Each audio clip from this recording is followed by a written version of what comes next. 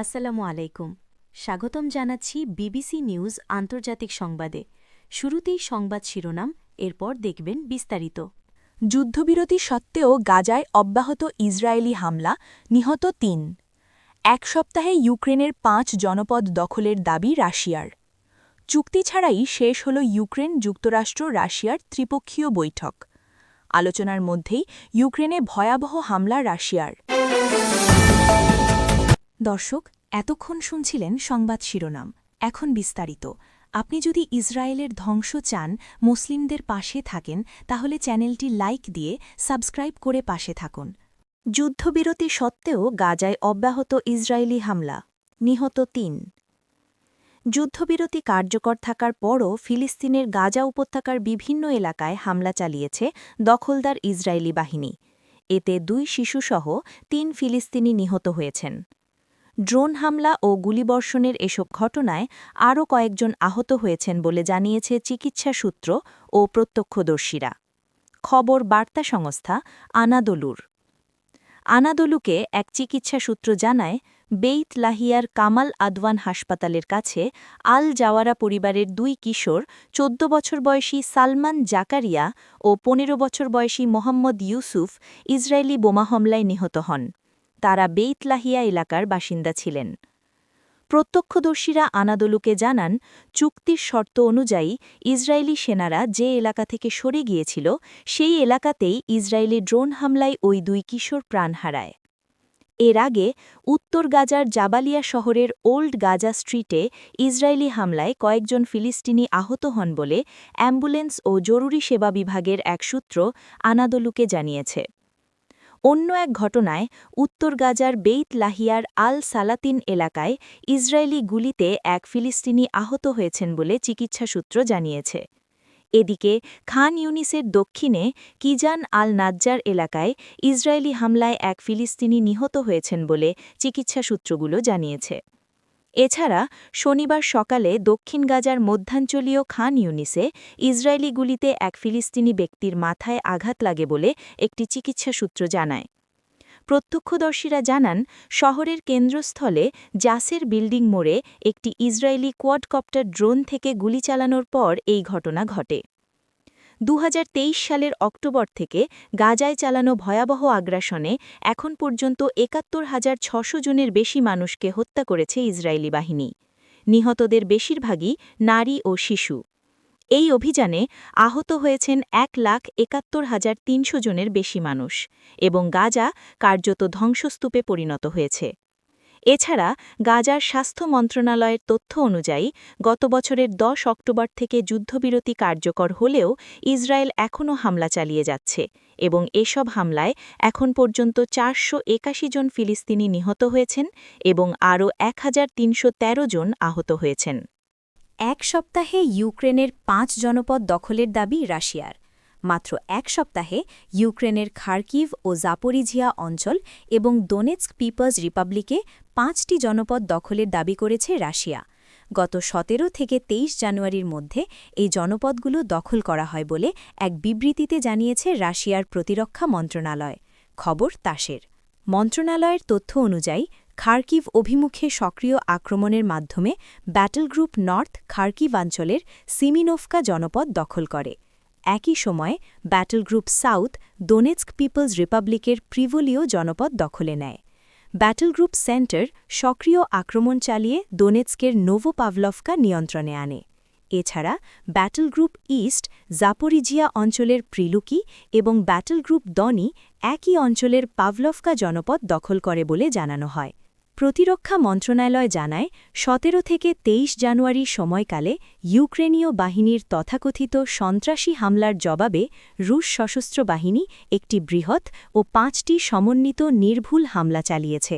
এসব হামলায় ইউক্রেনের সামরিক শিল্প কমপ্লেক্স, জ্বালানি ও পরিবহন অবকাঠামো, গোলাবারুদ ও জ্বালানি গুদাম, দীর্ঘ পাল্লার ড্রোন উৎপাদন ও সংরক্ষণ কেন্দ্র, ড্রোন উৎক্ষেপণ স্থল এবং ইউক্রেনীয় সেনা ও বিদেশি ভাড়াটে যোদ্ধাদের অস্থায়ী অবস্থান লক্ষ্য করে আঘাত হানা হয়।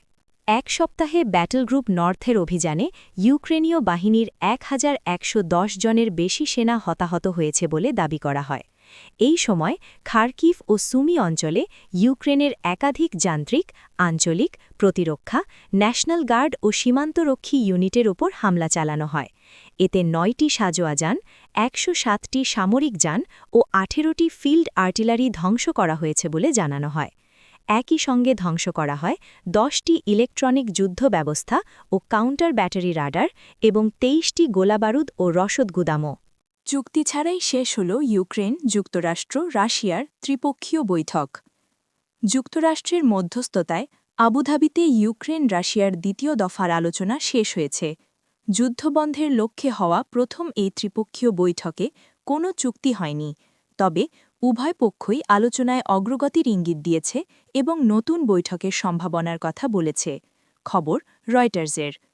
শুক্রবার ও শনিবার ২৩ ও ২৪ জানুয়ারি সংযুক্ত আরব আমিরাতের আবুধাবিতে যুক্তরাষ্ট্রের মধ্যস্থতায় অনুষ্ঠিত হয় ৩ পক্ষের শান্তি আলোচনা। রাশিয়া ও ইউক্রেনের প্রতিনিধিদের মধ্যে মুখোমুখি কথা হয়েছে বলে জানায় সংযুক্ত আরব আমিরাত। দেশটির সরকারের একজন মুখপাত্র জানান, যুক্তরাষ্ট্র সমর্থিত শান্তি কাঠামোর মূল উপাদানগুলো বৈঠকে প্রাধান্য পেয়েছে। পরিবেশ ছিল ইতিবাচক ও গঠনমূলক, তবে কেন্দ্রবিন্দু ছিল যুদ্ধ শেষ করার সম্ভাব্য শর্ত, ডনবাসের বিতর্কিত অঞ্চলগুলোর ভবিষ্যৎ এবং ইউক্রেনের জ্বালানি অবকাঠামোয় যুদ্ধবিরতির সম্ভাবনা। ইউক্রেনের প্রেসিডেন্ট ভলোডিমির জেলেন্সকি আলোচনাকে গঠনমূলক বলে আখ্যা দিয়েছেন। তিনি বলেন, যুক্তরাষ্ট্র যুদ্ধ শেষ করার জন্য কিছু সম্ভাব্য কাঠামো প্রস্তাব করেছে। এর মধ্যে রয়েছে যুদ্ধ শেষ করার শর্ত এবং সেই প্রক্রিয়ায় প্রয়োজনীয় নিরাপত্তা নিশ্চয়তা। এছাড়াও দুই পক্ষ প্রস্তুত থাকলে আগামী সপ্তাহেই আরেকটি বৈঠকের সম্ভাবনার কথা জানান তিনি। ইউক্রেন আলোচনায় এগোতে প্রস্তুত বলেও উল্লেখ করেন। একই সুরে রাশিয়ার পররাষ্ট্র মন্ত্রণালয় জানিয়েছে, মস্কো ভবিষ্যৎ আলোচনায় অংশ নিতে রাজি। আলোচনার আগে মস্কোতে রুশ প্রেসিডেন্ট ভ্লাদিমির পুতিনের সঙ্গে ৪ ঘণ্টার বৈঠক করেন মার্কিন দূত জ্যারেড কুশনার ও স্টিভ উইটকফ। একজন মার্কিন কর্মকর্তা বলেন, বৈঠকটি খুবই ফলপ্রসূ ছিল এবং যুদ্ধ শেষ করার পথে যেসব রাস্তা এখনও খোলা রয়েছে সেগুলো নিয়ে আলোচনা হয়েছে। তবে আবুধাবির ২ দিনের আলোচনার শেষে কোনো চুক্তির ঘোষণা আসেনি। আলোচনার মধ্যেই ইউক্রেনে ভয়াবহ হামলা রাশিয়ার। সংযুক্ত আরব আমিরাতে যখন যুদ্ধ অবসানের লক্ষ্যে ইউক্রেন, রাশিয়া ও যুক্তরাষ্ট্রের মধ্যে উচ্চ পর্যায়ের ত্রিপক্ষীয় আলোচনা চলছে, ঠিক তখনই ইউক্রেনের ২ বৃহত্তম শহর কিয়েভ ও খার্কিভে ভয়াবহ হামলা চালিয়েছে রুশ বাহিনী। শনিবার ২৪শে জানুয়ারি ভোরে চালানো এই হামলায় ১ জন নিহত হয়েছেন এবং আহত হয়েছেন আরও ১৫ জন। কিয়েভের মেয়র ভিতালি ক্লিটস্প জানিয়েছেন, রাজধানীতে চালানো এই হামলায় ১ জন নিহত এবং ৪ জন আহত হয়েছেন। রুশ ড্রোন ও ক্ষেপণাস্ত্রের আঘাতে দিনিপ্র নদীর ২ তীরের বেশ কিছু এলাকায় অগ্নিকাণ্ড ঘটে, যার ফলে শহরের একাংশে পানি ও তাপ সরবরাহ ব্যবস্থা বিচ্ছিন্ন হয়ে পড়েছে।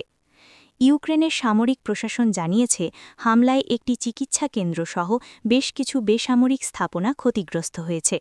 নতুন বছরের পর এটি কিয়েভে ৩য় বড় ধরনের হামলা, যা এমন এক সময় ঘটল যখন তীব্র শীতে -১৩ ডিগ্রি সেলসিয়াস তাপমাত্রায় কাঁপছে শহরটি। একই সময়ে রাশিয়ার সীমান্ত সংলগ্ন দ্বিতীয় বৃহত্তম শহর খার্কিভেও ব্যাপক ড্রোন হামলা চালানো হয়। খার্কিভের মেয়র ইহর তেরেখভ জানিয়েছেন, সেখানে প্রায় ২.৫ ঘণ্টা ধরে চলা হামলায় বাস্তুচ্যুতদের একটি আবাসিক ভবন, একটি হাসপাতাল এবং একটি মাতৃসদন ক্ষতিগ্রস্ত হয়েছে। এই হামলায় শহরটিতে অন্তত ১১ জন আহত হয়েছেন। বিশেষজ্ঞরা বলছেন, আবুধাবিতে যখন শান্তি আলোচনার প্রথম দিন শেষ হয়েছে, ঠিক সেই মুহূর্তে এই হামলা রাশিয়ার কঠোর অবস্থানেরই বহিঃপ্রকাশ। শান্তি আলোচনার টেবিলে বসা সত্ত্বেও রুশ বাহিনী ইউক্রেনের জ্বালানি অবকাঠামো ও বেসামরিক লক্ষ্যবস্তুকে টার্গেট করা অব্যাহত রেখেছে। ইউক্রেনের বিমান বাহিনী জানিয়েছে, তারা বেশ কিছু রুশ ড্রোন ও ক্ষেপণাস্ত্র ভূপাতিত করতে সক্ষম হয়েছে। হলেও ধ্বংসাবশেষের কারণে অনেক ভবন ও নাগরিক পরিষেবার ক্ষতি হয়েছে।